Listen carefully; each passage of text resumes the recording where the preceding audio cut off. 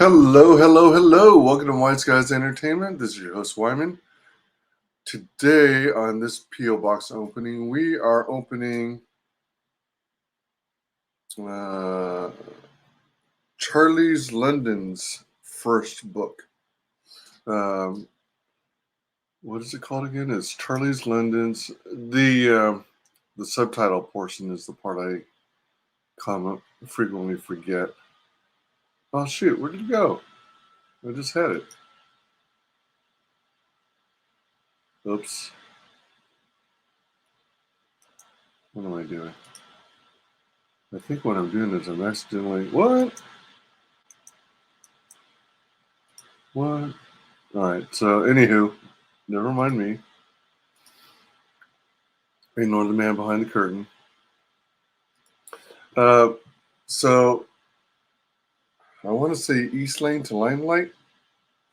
But my apologies on that regard.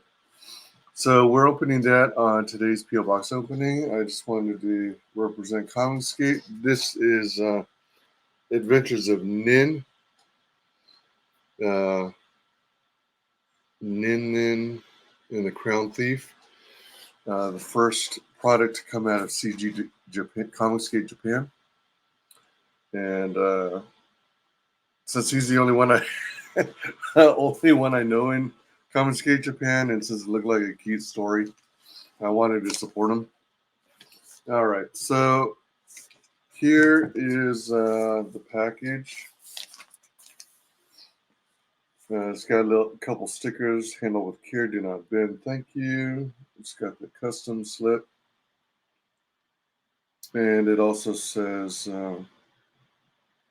it's also got a little Charlie's London sticker. Let me see if I can show just that part. There it goes. It's really cute. All right, so let's open this baby. So many of these packages I received a couple weeks ago, and it's just taking me until now to get to them. So I apologize if you've been waiting with bated breath.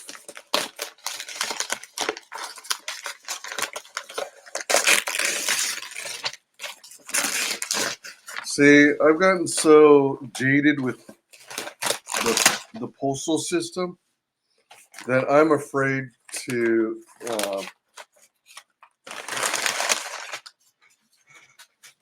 of using insufficient packaging. So, like, if I have something that I'm afraid will get dented, like an expensive book or a computer, you better believe I'm going to pack it up real with lots of packing material and all that stuff. And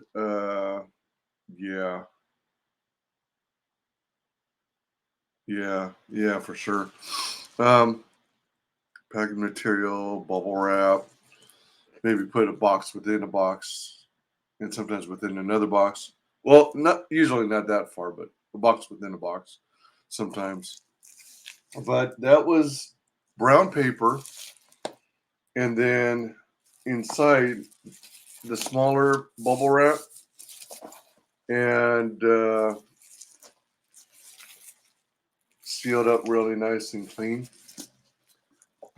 So, I mean, the fact that a lot of people get away with packing things normally and they arrive intact in one piece kind of astounds me, because I tend to have bad luck, you know.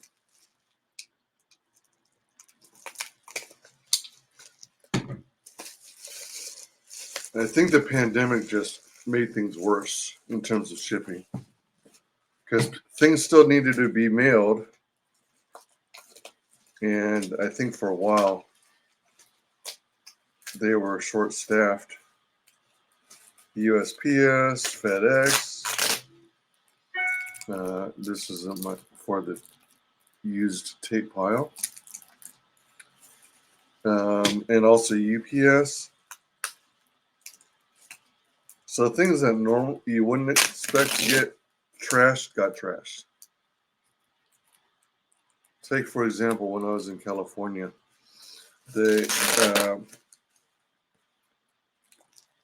we'd have custom-built PCs sent to us from a person we know who builds PCs. And then they would ship it to us, and it would get bounced around so much via UPS that the memory sticks had popped out. The CPU case itself got damaged and dented, and the video card and the network card fell out. They got thrown around that much. Had to file an insurance claim because that was ridiculous. Wait, why am I? I'm taking all this time just to be careful and try and remove the bubble wrap so that I can reuse it later. Oh man, such is the life when you're trying to be cheap. I mean frugal. All right, so yeah, so I've gotten really jaded with shipping, and I've gotten to where I don't, I'm thankful the service exists over instead of horseback and stuff. Wow.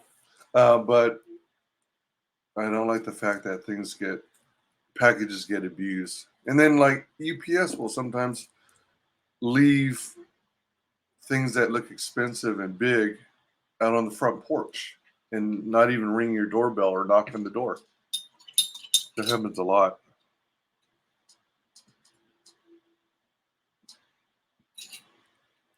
All right.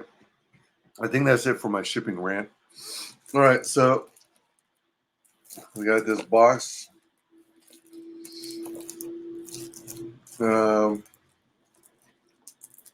They did a good job with the packaging. That's really clean. I mean, did they also do this really neat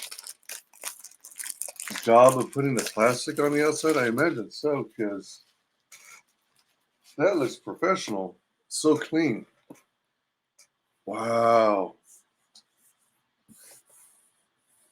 All right, so nice, clean black box. And it says Charlie's London, and it's got like a Keystone Capers type image with an officer chasing Chaplin. You can see his cane and his, I think it's a bowler hat. And I think it's a raised label or a label itself. A label, because I don't think with cardboard you can really use a laser to shave off the top layer to leave a raised image. Oh my gosh, this is so like, man, this is like classy. This is like a professionally packaged thing. I think they use Mixum. I could be wrong. Oh, all right. The only thing is, I guess, the tissue paper on one side tore, and I think it's because of the shifting of the books. So that's cool. I really do like this image. All right, I guess I won't be able to reuse this tissue paper. So I'll show you the. Isn't that cool? I think she still uses that for her banner for YouTube on her YouTube channel. So go to sub to Charlie's London. She's good people. All right, let's take this out. And as I've mentioned in previous videos, since I changed to this style, instead of doing marathon 19-hour streams to open a couple of packages. Right, in all reality, in all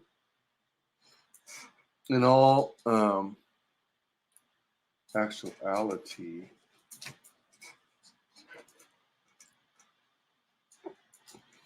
like opening 8 boxes loaded with stuff takes about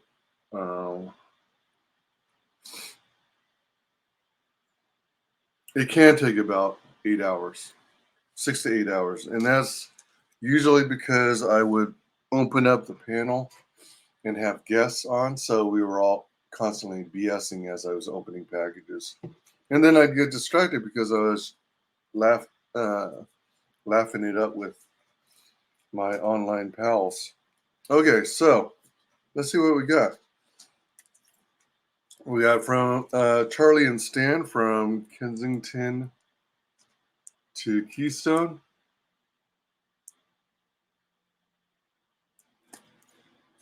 Charlie Chaplin and Stan Laurel. What the hell? I almost said Stan Lee. Charlie's London. Oh. From East Lane to the Limelight. I think I got it right. Look at that. Ace Fenley and Mickey. Isn't that a freaking awesome name? I love that name. Ace. Or is it Icy? Wait. Icy? Oh man. I forget. But it's a freaking cool name. I really like it. Anyway, back to my other story about the long P.O. box openings is per what I mentioned in the previous video. I think it was the very first one. P.O. box opening number 40. I ended up deciding I need to provide more uploaded pre-recorded content because that seems to be the only thing that YouTube likes. They really frown upon live streaming because it makes it harder for their bots to reuse our content on other platforms for advertising. So then we've got this cover. It's really sweet. This is one of my favorite ones, the black and white.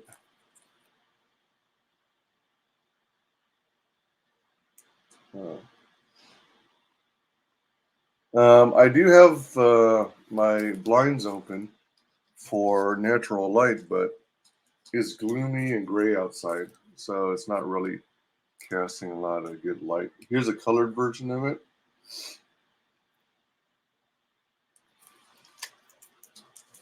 The other thing I decided to do when I switched over to this format of the pre-recorded individual box openings is I'm no longer going to open up the book and flip through pages. I want to leave more of the mystery to the people who back the project. So this goes in the, hold on.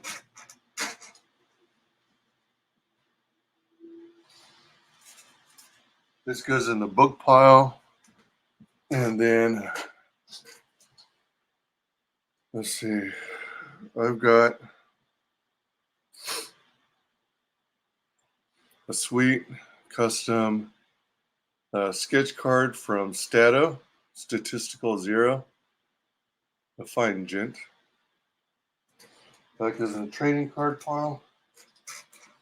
And yeah, I think she does use Mixum. So I got to hand it to him. All in all, nice packaging job.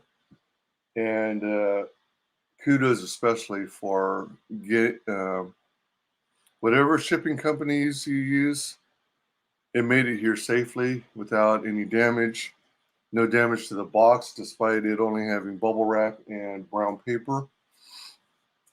And it even came with a silica packet to absorb any moisture that might develop during shipping.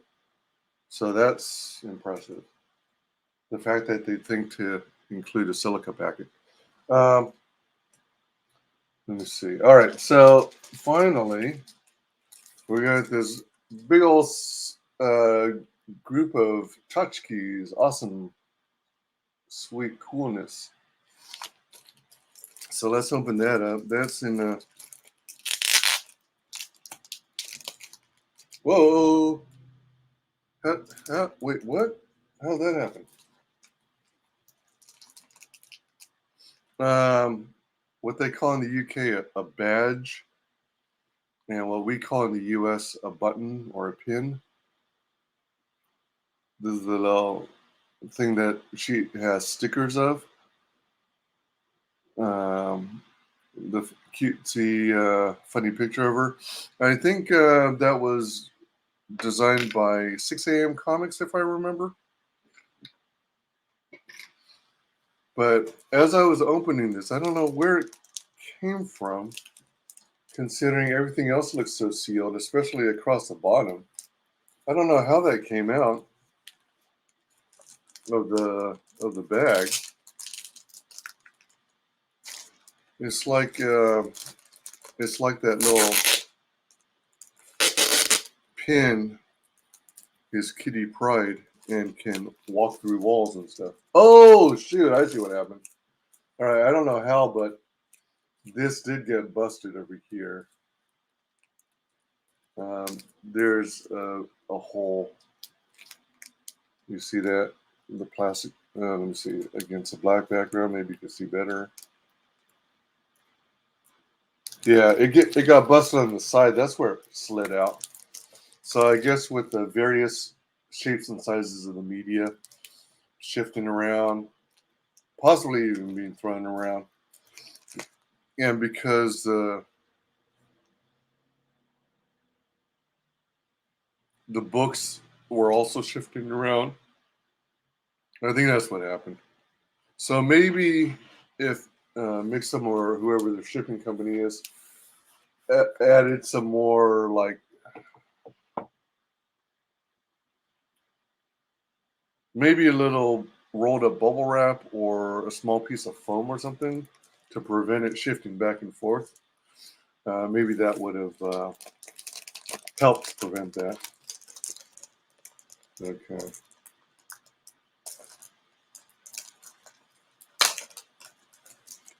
Oops. All right, I'm not doing a good job opening this. I just tore that. Okay, so.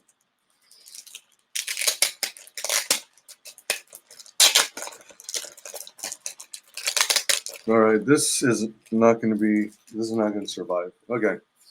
So, oh, shoot.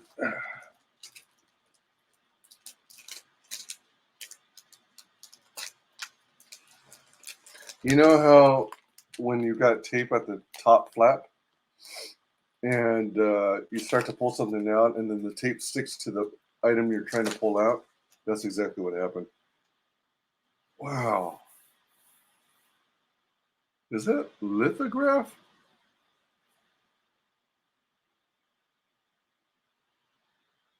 Oh my gosh, this is cool.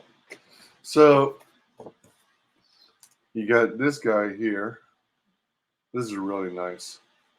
Um, I don't know if it's supposed to be. If this, maybe it is. It almost looks like it was done in charcoals. Because if you look at the signature for, is that Sween's?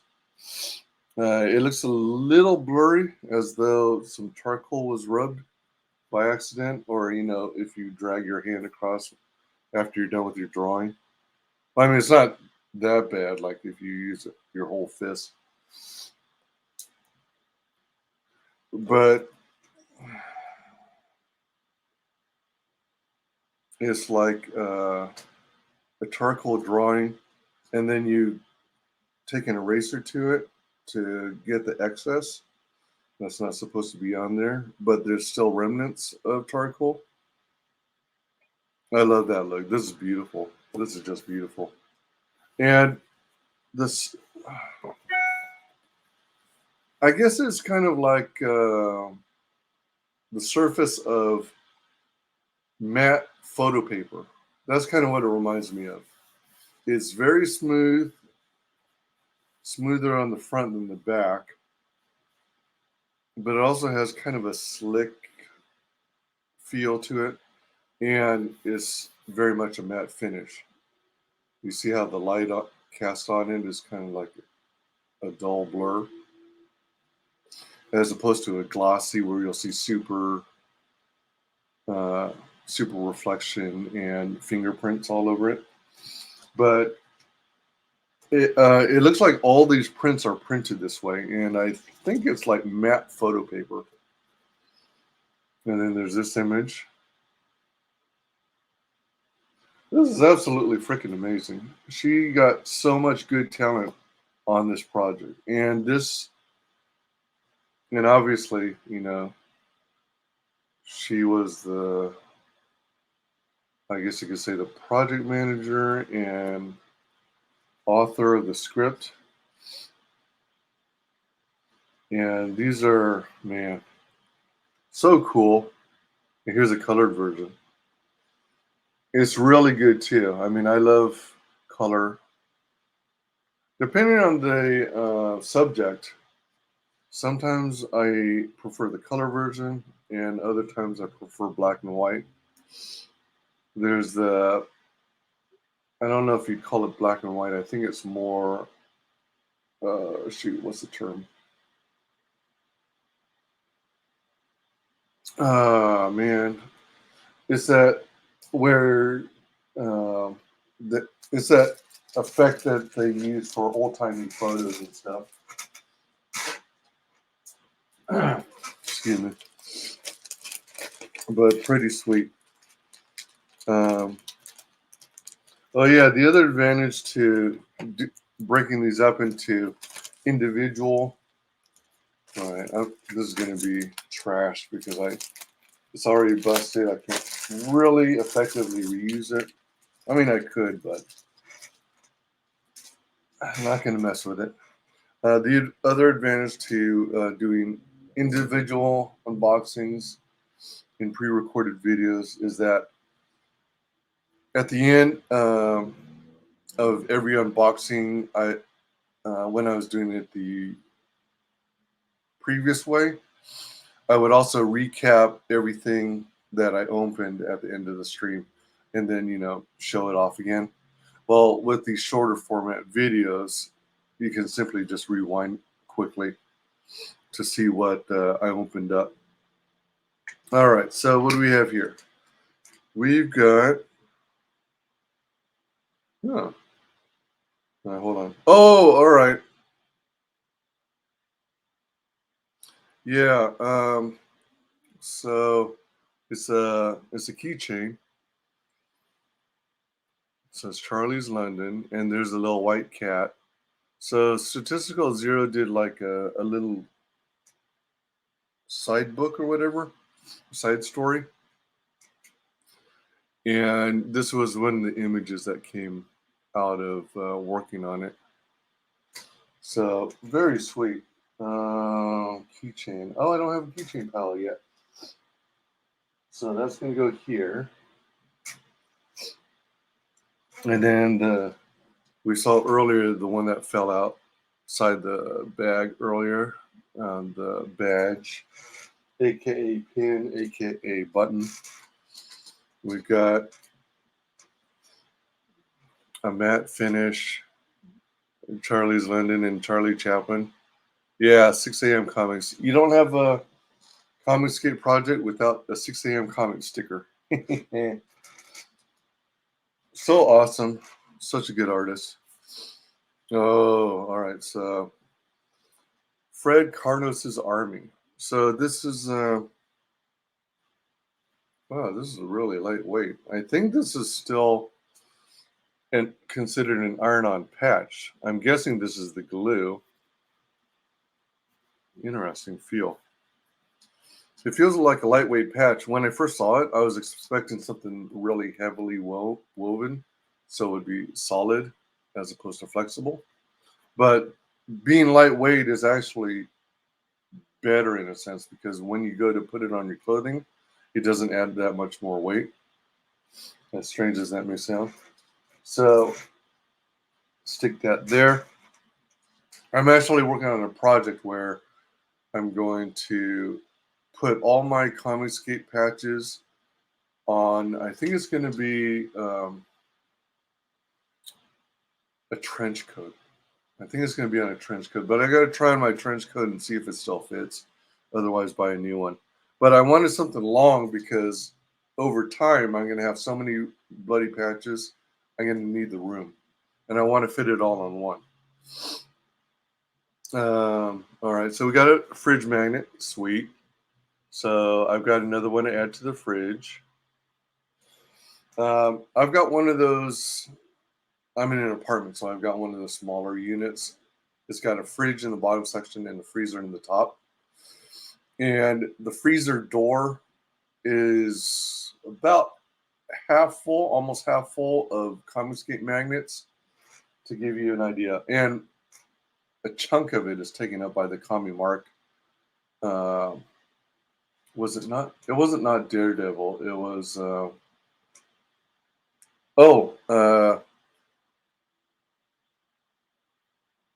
Is it? It was the Best Korea project. Yeah. Is it Kim Il Un? Something like that.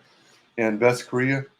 Yeah, it's got like a postcard size fridge magnet. So, all right. So magnet pile. Where was that? I don't see a magnet. Oh yeah, that's because I put it right on the fridge. Never mind. Set that over there momentarily and put it on later. So we got some other cool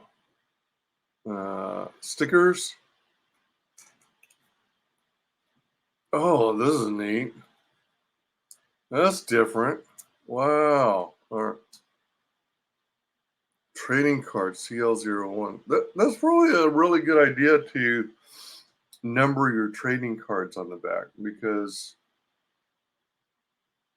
it'll make it easier to, organize them. A tramp, a gentleman, a poet, a dreamer. A lonely fellow, always hopeful of romance and adventure. Artwork by Copernicus.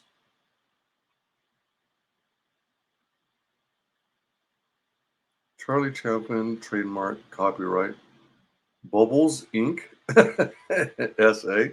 Bubbles Inc. Really? But look at this. That's cool. So that's Copernicus's work, and it's got silver reflective on it, like the silver screen. So that really works. That is so cool. All right, so trading card pile for that. Yeah. Thank you, Charlie's London. A thank you card postcard. I guess I'll put it in my postcard pile. He's got he's got this mischievous look on his face. He's like, yeah. So do you want to know what I'm up to? Oh my gosh, how cool. Man, this is based off of Statistical Zero's artwork. He's got such a down-to-earth style. I really love his work. Trading card CL03. How does one get ideas? By sheer perseverance to the point of madness? Yep, artwork by Statistical Zero. I love cartooning, and he's one of my favorites.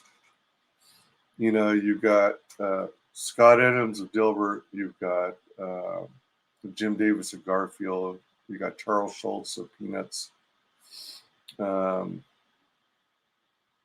You've got Bill Watterson of Calvin and Hobbes. And then you got Statistical Zero of Charlie's London. And one of the greats. And then we got this one. That's sweet. I've got 4 trading cards from this project. Nice. Yeah, and I love this freaking art style. I love realism. That's so cool. And it's one of the things that drew me to this project because, wow, beautiful work. And it's like, um, what I want to say, it's like a particular style of artwork I had not seen prior. Ooh, cool. I have CL02.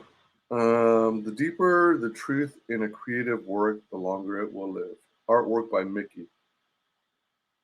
Yeah, Mickey is freaking amazing. I love his work.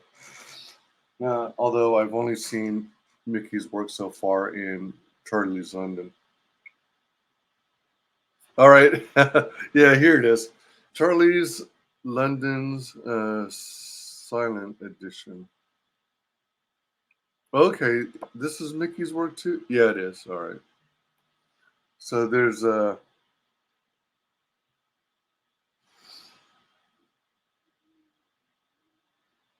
yeah. So look how thick it is for a little book. Oh, I have it upside down. Ha ha ha.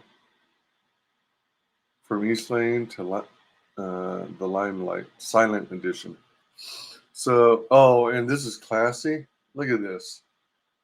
Solid black on the back, except for the Charlie Chaplin silhouette logo.